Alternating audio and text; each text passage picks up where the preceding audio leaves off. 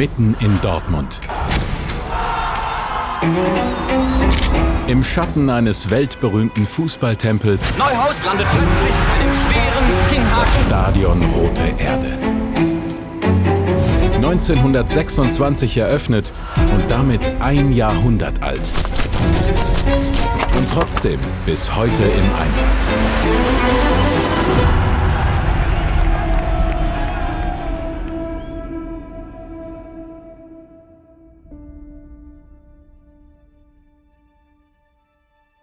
Also ich muss zugeben, das ist schon immer ein surreales, aber total schönes Gefühl, wenn ich hier reinkomme, weil ich auch jeden zweiten Sonntag hier bin und es ein Stück auch zu meiner Heimat gehört.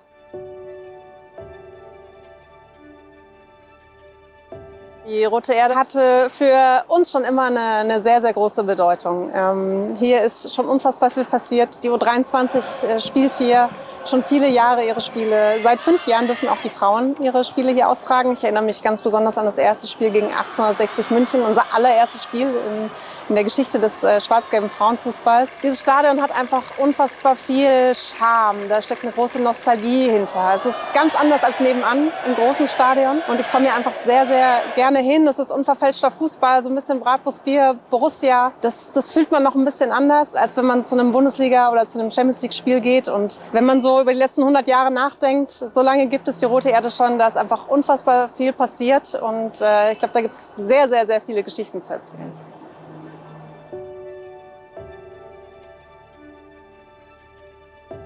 Nach dem Ersten Weltkrieg stellte man fest, dass es viel zu wenig Sporteinrichtungen gegeben hat. Und dann hat man sich gefragt, wie machen wir das? Wie kombinieren wir Unterhaltung mit Sport? Und da kam man also auf diesen Volkspark-Gedanken, den Strobel etwa 1919 aufgegriffen hat und letztendlich perfektioniert hat mit einem Schwerpunkt in Richtung Sport. Genau genommen begann der Bau der Roten Erde um den Mai 1925 herum. Alles andere vorher waren eben Vorarbeiten, die Flächen praktisch plan zu kriegen. Wir haben ja ein Gefälle von über 30 Meter von der heutigen B1 bis hier runter. Und das musste man ausgleichen. Deswegen hat man zunächst 110.000, 120.000 Kubikmeter Boden letztendlich bewegen müssen. Im Juni 1926 die Einweihung. Mit 2 Eröffnungsfeiern. Wir hatten also einmal den sogenannten bürgerlichen Sport, zu dem dann auch der DFB beispielsweise gehörte, oder der Deutsche Leichtathletikverband, die Turner etc. Und wir hatten den Arbeitersport.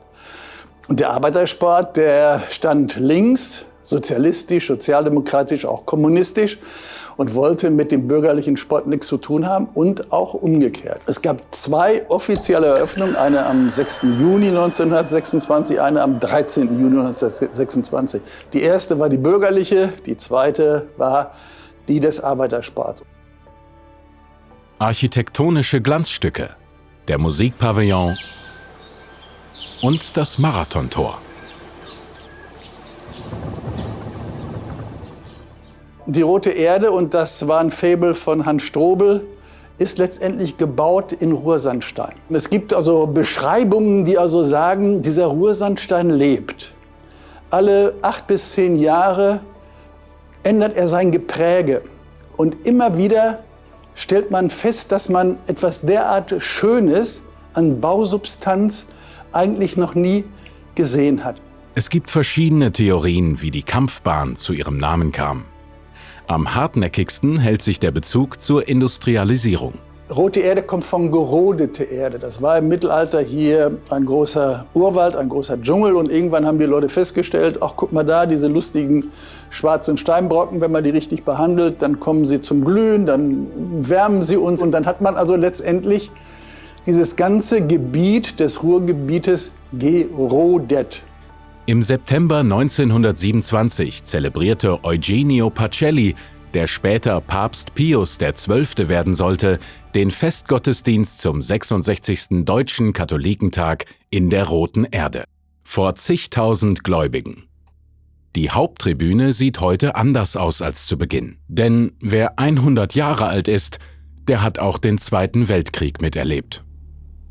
Diese Trias hier von Westfalenhalle, Stadion Rote Erde und dem freien Feld Das war für die Nazis eine optimale Lokalität, eigentlich ihre Propagandaaufzüge zu veranstalten. Es gab regelmäßig in den ersten Jahren zu Hitlers Geburtstag am 20. April war es voll. SA und SS natürlich in voller Uniform. Auch zu dem Anlass war das Stadion Rote Erde immer mit 30.000, 40.000 Menschen gefüllt. Und vor allen Dingen in 1933 richtete man nach Machtergreifung der NSDAP eine sogenannte Hilfspolizei ein. Die wurden hier vereidigt.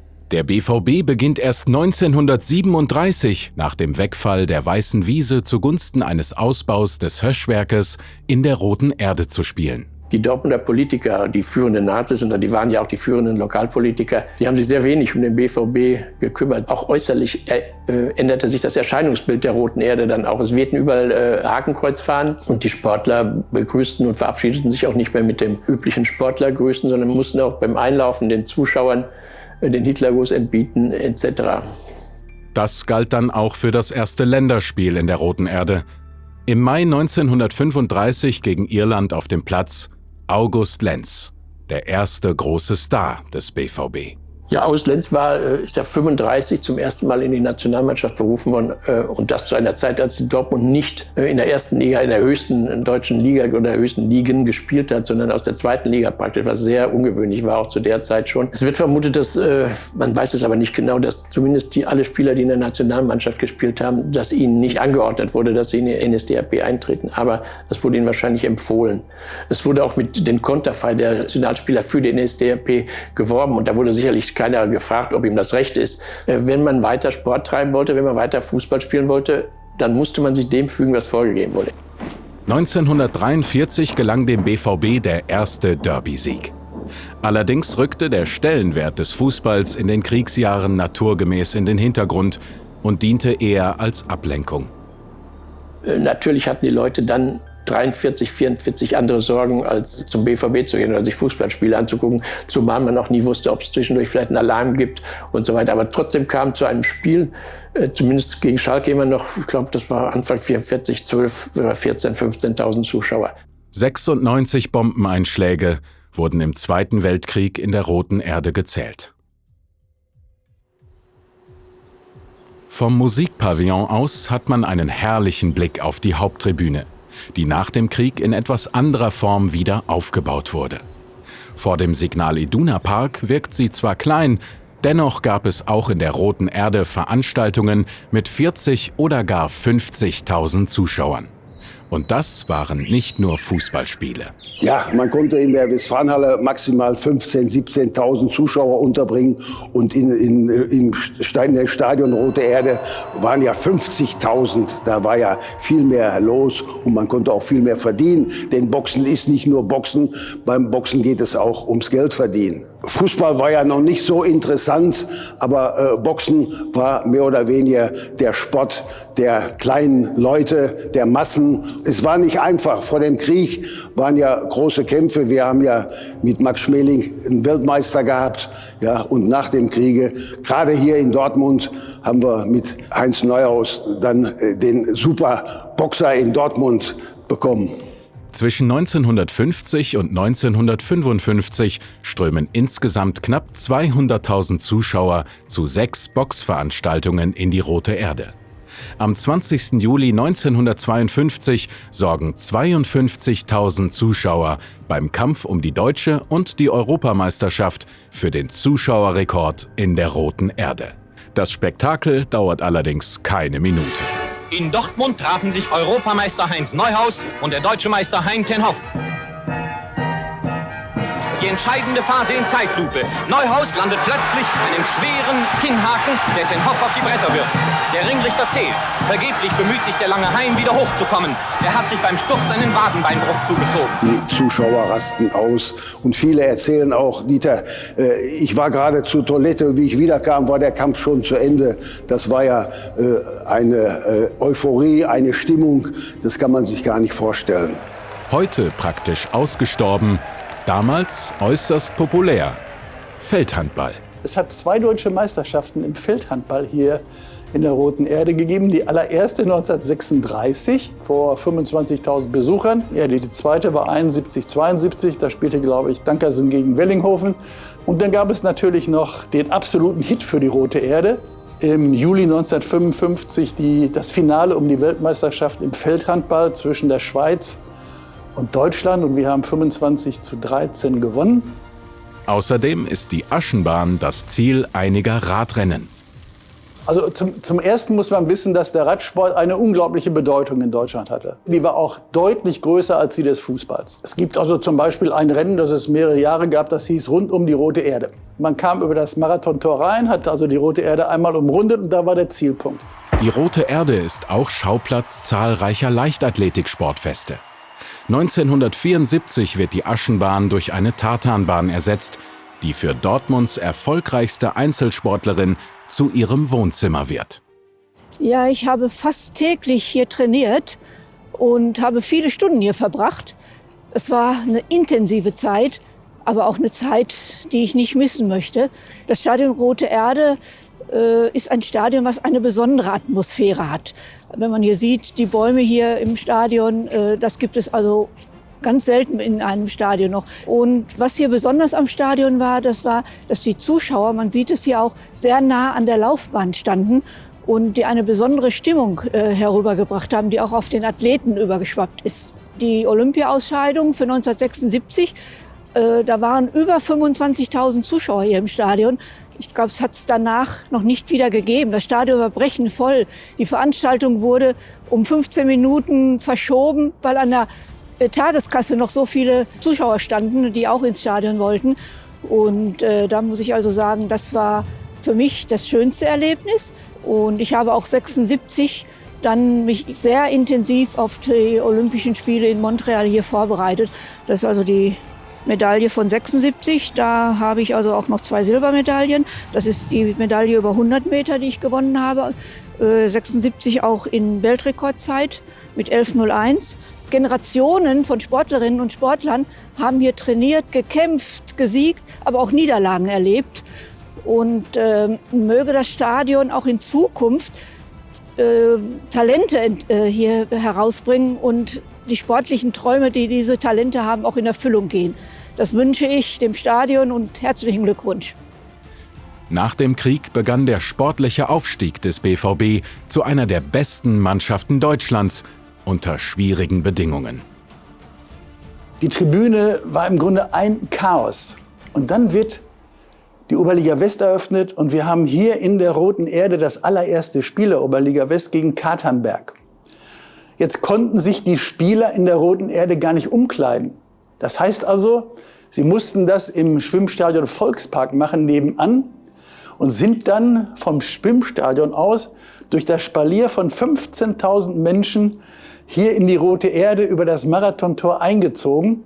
Und allen standen die Tränen in den Augen. Das war der Beginn der ganz großen Karriere von Borussia Dortmund. Denn dann wurde man ja 3-mal hintereinander westdeutscher Meister, deutscher Vizemeister 1949 etc.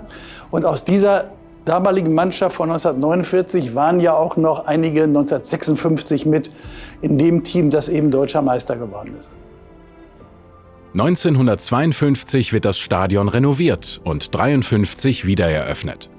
Die erste deutsche Meisterschaft 1956 bedeutet auch Europapokalspiele. Abends. Die Rote Erde bekommt Flutlicht.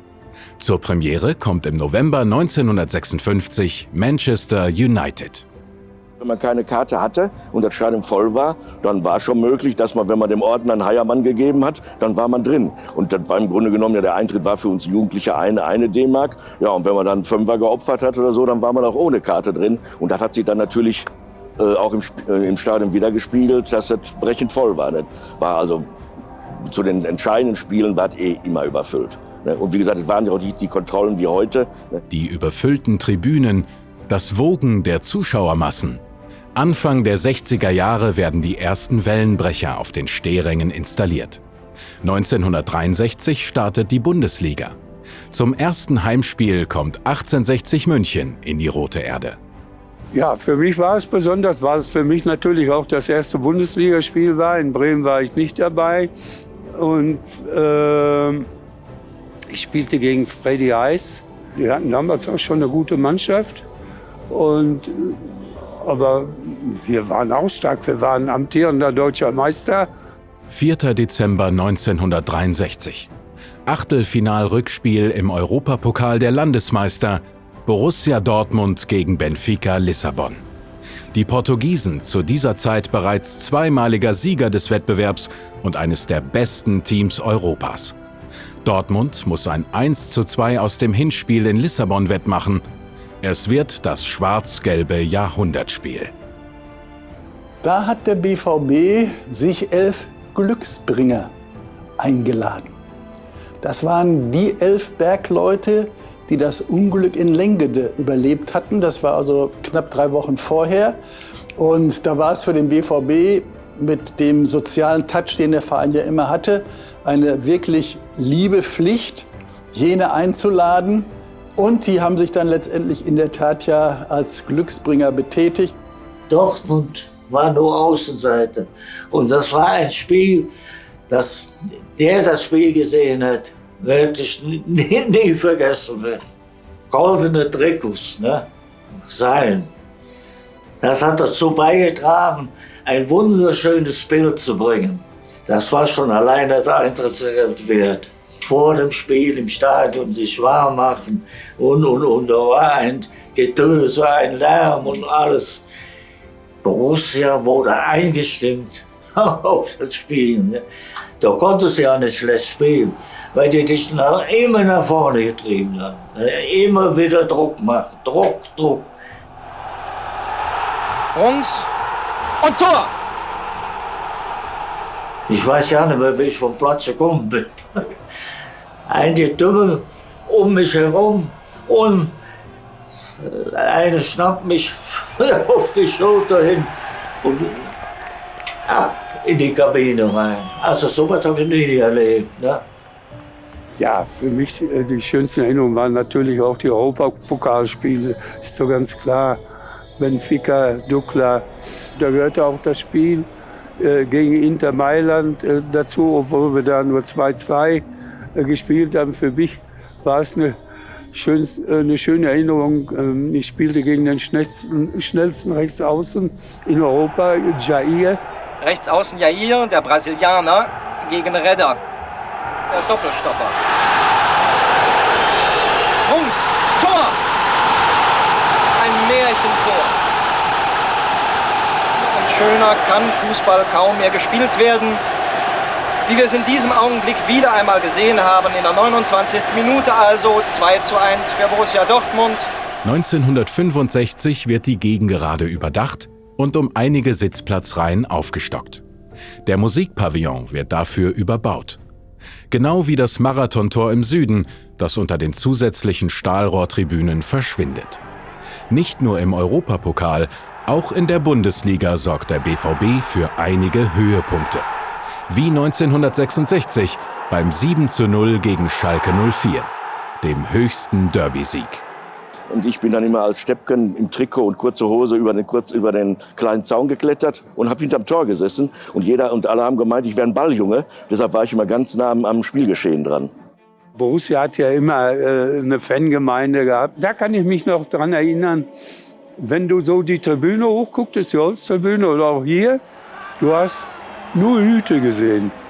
Es waren keine Frauen im Stadion, das gab es damals noch gar nicht. Im September 1969 ein weiteres Stück Bundesliga-Geschichte beim Derby. Zuschauer stürmen den Platz, aber Polizeihund Rex macht zwischen Zuschauern und Spielern keinen Unterschied und beißt den Schalker Friedel Rausch in den Allerwertesten. Nach dem Spiel, die Spieler waren anschließend immer hier in der Roten Erde in der Stadiongaststätte und wir Blagen haben dann vor der Gaststätte gewartet und haben denen teilweise die Taschen zum Auto getragen und. Also quasi in der Nähe auch zu den Spielern und, die es heute einfach nicht mehr gibt. Im April 1967 das zweite und letzte Länderspiel in der Roten Erde. In der EM-Qualifikation besiegt Deutschland mit dem Dortmunder Hans Tilkowski Albanien mit 6:0. Nach dem Abstieg des BVB aus der Bundesliga 1972 spielen die Schwarz-Gelben noch bis 1974 in der Regionalliga in der Roten Erde. Im Anschluss an den Umzug ins Westfalenstadion wurden die Behelfstribünen zurückgebaut. Der Signal Iduna Park ist längst eines der berühmtesten Stadien der Welt. In seinem Windschatten aber kämpfen die U23 und die Frauen von Borussia Dortmund weiter um Tore, Punkte und Aufstiege und schreiben so die Geschichte der Roten Erde weiter fort. Der Begriff Kampfbahn ist im Laufe der Jahre verschwunden. 2013 wird das vorher diffuse Flutlicht auf die erforderlichen 800 Lux aufgerüstet. Die Frauenmannschaft feiert 2021 im Stadion Rote Erde ihre Geburtsstunde. Seither mobilisiert sie regelmäßig die Massen. Jeweils 10.000 kommen zu den Derbys gegen Schalke. Im Pokal gegen den deutschen Meister Bayern München sogar 15.755. Das war schon grandios. Ich habe das schon gesagt, bei den Spielen der Frauen hier mit 15.000 gegen Bayern München. Das war schon ein Erlebnis und auch eine super Stimmung. Ja, mit dem Mädchen- und Frauenfußball haben wir in der untersten Liga angefangen. Wir sind schon 4-mal aufgestiegen, haben hier schon viele Erfolge gefeiert. 2-mal müssen wir noch aufsteigen und wir werden natürlich alles dafür tun, dass hier in der Roten Erde eines Tages wieder Bundesliga-Fußball stattfindet. Bis dahin hoffe ich einfach, dass wir noch viele Male ausverkauft sind. Wir hatten in der letzten Saison Highlight-Spiele mit 2-mal 10.000 gegen die Nachbarn aus Gelsenkirchen. Mit einmal fast 16.000, als wir gegen Bayern München im Pokal gespielt haben. Und sowas ist einfach unfassbar schön, vor allem für die Spielerinnen, für alle, die dahinter stehen. Das ist eine einmalige Atmosphäre und es wäre ganz wunderbar, wenn wir das noch sehr, sehr oft erleben dürften. Auch die U23 verwandelt die altehrwürdige Arena vor allem bei Derbys, wie zu den guten alten Zeiten, in einen Hexenkessel. Über die vielen Jahre ist zwischen den Menschen und dem Stadion Rote Erde eine enge Verbundenheit entstanden. Es ist tief im Herzen der Dortmunder verwurzelt. Wenn ich zu Spielen hier gehe, dann komme ich gerne von da oben runter und ich sehe das alles gerne wieder. Die Menschen hier sind mit der Roten Erde groß geworden. Die haben sich eben auch selber in der Roten Erde sportlich betätigt. Zum Pflichtprogramm eines jeden Schuljahres aller Schulen der Dortmunder Innenstadt gehörten die Bundesjugendspiele. Und diese Bundesjugendspiele fanden in der Roten Erde statt. Also Hunderttausende von Dortmundern sind im Laufe von 5, 6 Jahrzehnten durch die Rote Erde geflitzt oder gesprungen oder haben den Schlagball geworfen und haben dann voller Freude ihre Sieger- oder ihre Ehrenurkunden, damals noch unterschrieben von Professor Theodor Heuss, unserem Bundespräsidenten, in Empfang genommen. Während nebenan ein Stadion-Gigant entstanden ist, größer, lauter, gelber, blieb die Rote Erde, was sie immer war. Ihr eigenes Denkmal. Roh, ehrlich, unverfälscht. Kein Museum, sondern ein lebendiger Ort. 100 Jahre Schweiß, Jubel, Niederlagen. Nicht das größte, aber eines der authentischsten Stadien Deutschlands. Ein Ort, der zeigt, wahre Größe misst man nicht nur in Kapazität, sondern in Geschichte.